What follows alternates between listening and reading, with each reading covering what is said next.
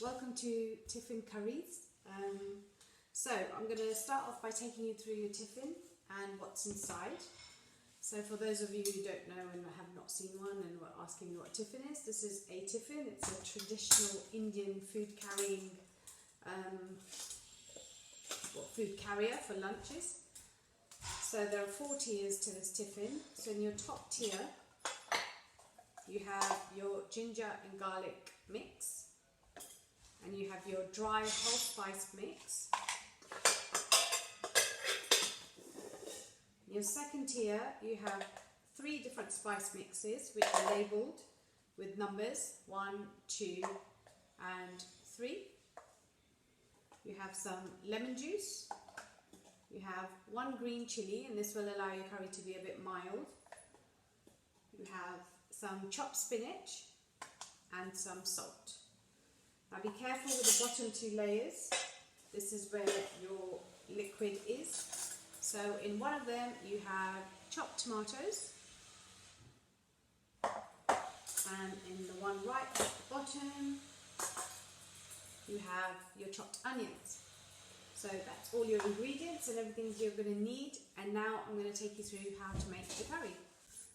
Okay, so what you want to do, you want to start off with quite a large pan, so it gives your chicken and your sauce enough space to cook through properly, and you want to put that onto a low to medium heat. If you're not comfortable with the medium heat, keep it on a low heat, that's fine as well. And what you want to do is you want to add your oil. Now I would recommend 3 to 4 large spoons. That's about 6 tablespoons of oil. And the reason for this is it feels like a lot, but you need your onions to really cook through.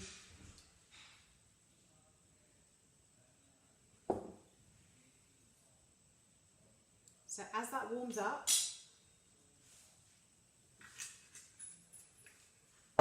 you grab your box of whole spices. This has cinnamon sticks, bay leaves, cloves, 1 dry red chilli and a couple of other things. And then while it's warming up, what you want to do is just add a tiny bit of butter. And again, this is optional. If you don't want to add the butter, you don't have to. I like to add it because it stops the onions from burning, and that's the main reason for it. And also it gives your sauce a nice creamy texture. Let the butter melt and mix in with the oil a bit.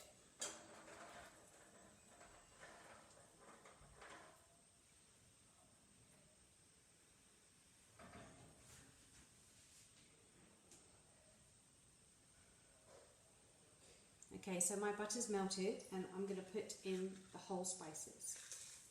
Just tip it all in and make sure your container is empty. Move that to one side. Give it a bit of a mix, make sure everything's covered in oil. And what you want to do is you want to turn up the heat slightly so the spices start bubbling and they start sizzling in the butter and oil mix. Shouldn't take long, just a minute or so. And again, feel free to turn the heat up if you need to, if you think it's too slow.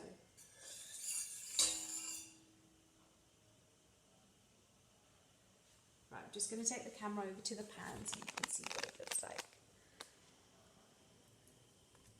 Now you can see the spices have started to sizzle and bubble, and that means the flavours are coming through.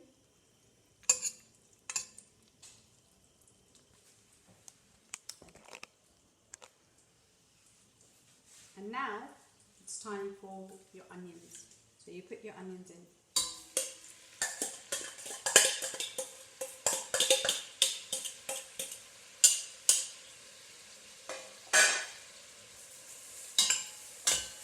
Mix them all in with the spices and make sure the onions are all covered in oil and there's enough grease for them to cook.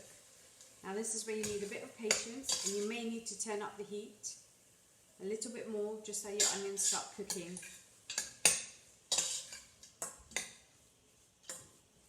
Now the key here is to keep mixing so your onions don't burn.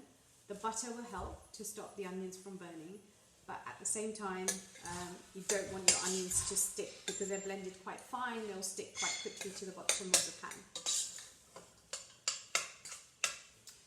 This will take around 10 minutes.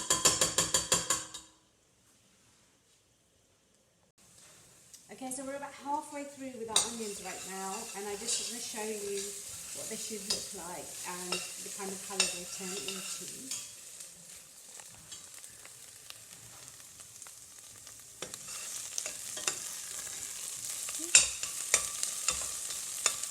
You can see they're starting to brown quite nicely, but there is a risk of them burning quite quickly as well because they're chopped quite fine and they're blended.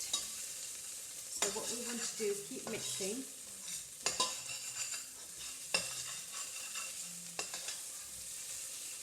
And make sure that they brown evenly. That's key. Okay, so now my onions are ready. If you have a look, you can see they're nice and golden brown. And they've reduced quite a bit in size, but they're nice and even. You get that colour once you continue to mix and make sure that they don't stick. Okay, so now we're going to add our ginger and garlic paste, and I know it feels like a lot, but that's where the flavour is. So we're going to put all of that in and give it a really good mix.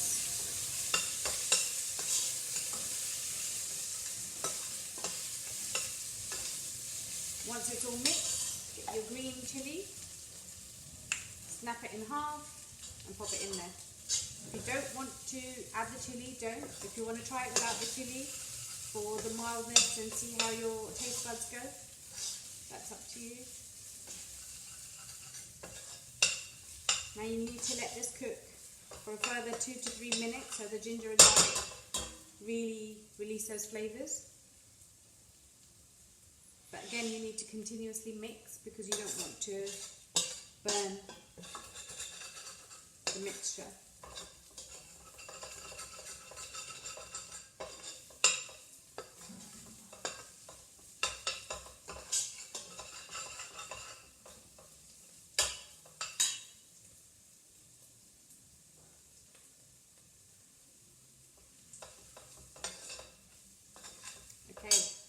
Now you need your second wet layer, which are your tomatoes.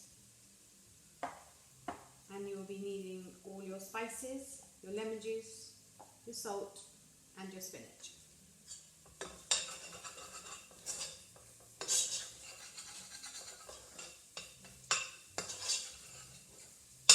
I'm going to show you again what it looks like. And you can see the ginger and garlic have started to brown nicely with the onions. And it's all mixing well together.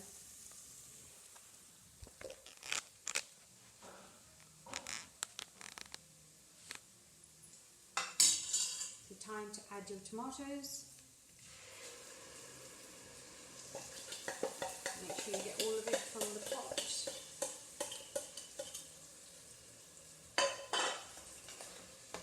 It's a good mix.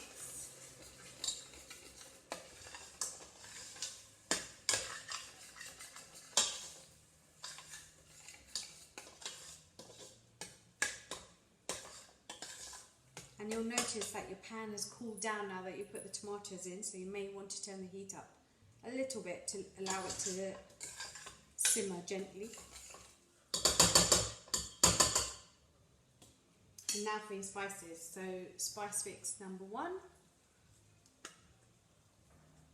all goes in. Spice mix number 2 all goes in.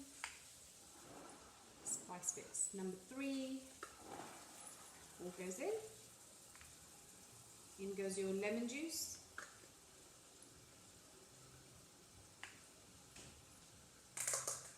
In goes the salt. And in goes in your block of spinach. Give it all a really good mix.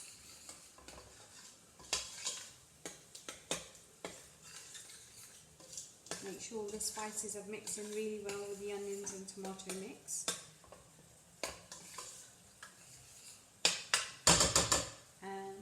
you're left with is a bit of a watery mixture with the spices. And what you want is to cook this through and make sure that you allow all the spices to cook through properly and release their flavours. So we're going to let that cook off for another 8 to 10 minutes on a slightly higher heat. We want all the water to evaporate, and we want to see a separation in the mixture of where the oil is becoming separate from all the ingredients.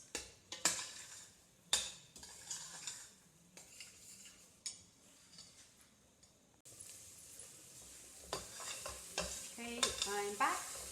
Just wanted to show you the progress on my sauce. You can see it's all really mixed in together. It's taken on a darker colour and it's less wet.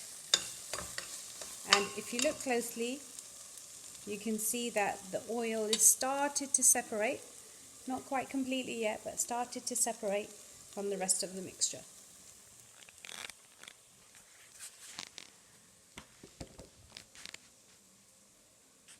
So now's a good time to say that if you would like to try your mixture for salt and chili, now's a good time to do that.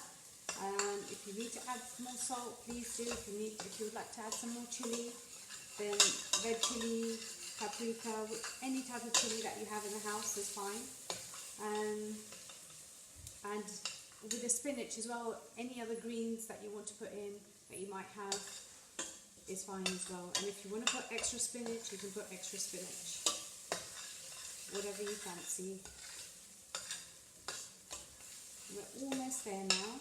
So while we're almost there, let me just take you through. I've got some chicken. These are 4 breast chicken.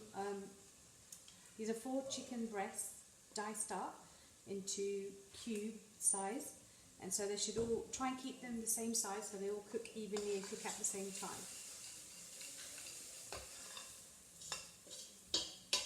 If you have a look at the recipe cards as well, I've put additional extras where I put yogurt or double cream.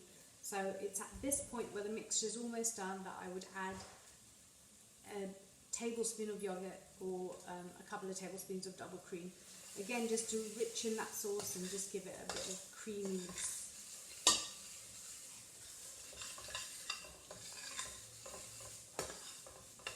And we're almost there.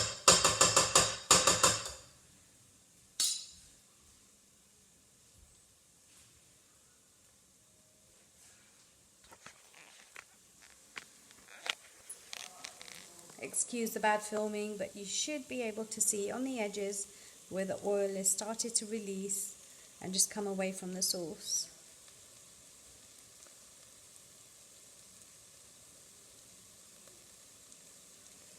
This is a sign, this is a good way of knowing when all your spices have been cooked thoroughly, all their flavours have been released, and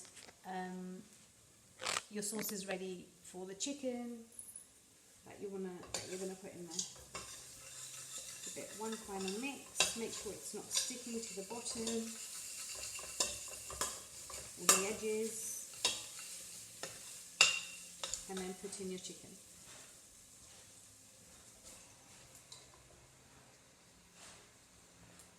So once you put in the chicken, I would recommend that you turn the heat up slightly and you mix the chicken in with your sauce. And you want to make sure that all the chicken is fully covered with the sauce.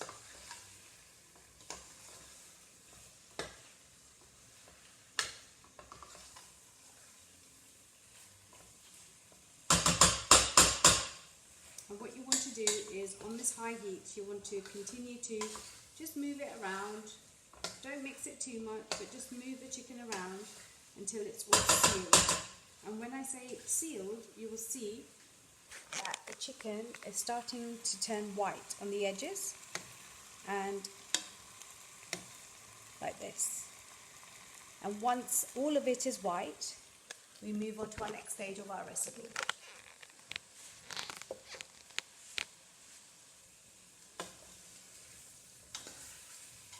It takes a couple of minutes, but if your heat is high, you can do this quite quickly.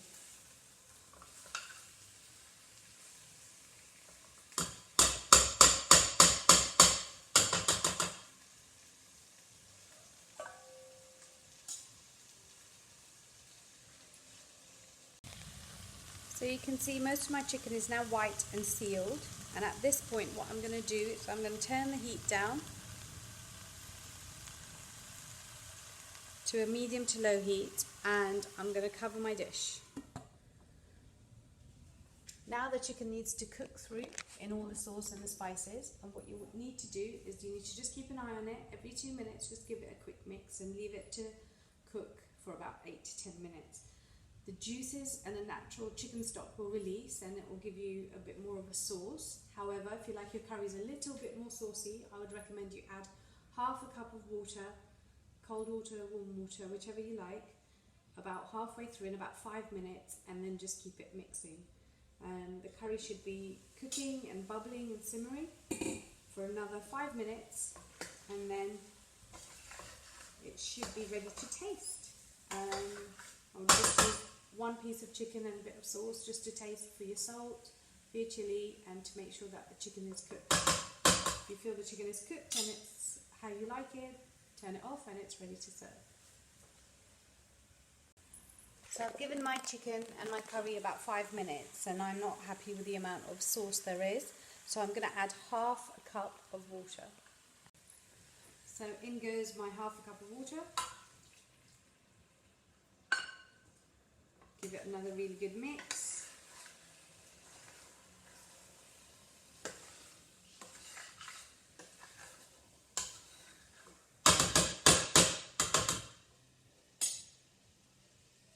And let it cook for a further 5 to 8 minutes.